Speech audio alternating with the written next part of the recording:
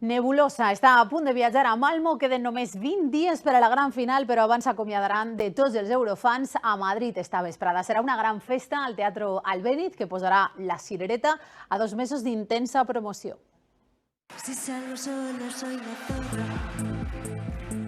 Sembla impossible que faça només 2 mesos i mig des que Mary convidara a cantar el públic del Benidorm Fest.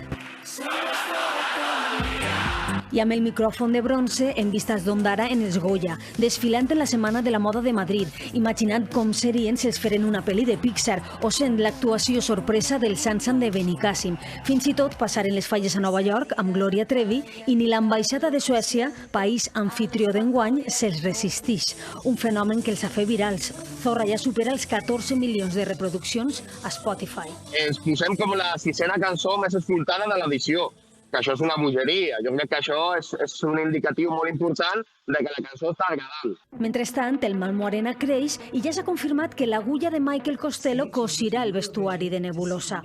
I la gira no para. Madrid, Barcelona, però també Amsterdam o Estocolm han abraçat la candidatura espanyola. No només mostrar la cançó, sinó també mostrar els personatges que canten aquesta cançó. És una història de pel·lícula de superació i és molt important que Europa tinga per fi la possibilitat de codificar el missatge de la cançó. No és només una cançó d'empoderament femení, també és una cançó de superació d'una parella que porta lluitant amb la seva música una dècada i que ara mateix l'ha arribat al seu moment. Esta nit s'acomiaden dels eurofans a Madrid, allí estarem, i encetaran el camí definitiu cap al micròfon de cristall.